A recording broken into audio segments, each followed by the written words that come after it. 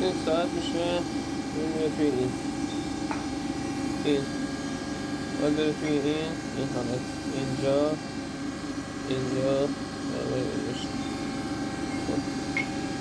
ساعت میکنیم اینا هم به این صفرش میکنیم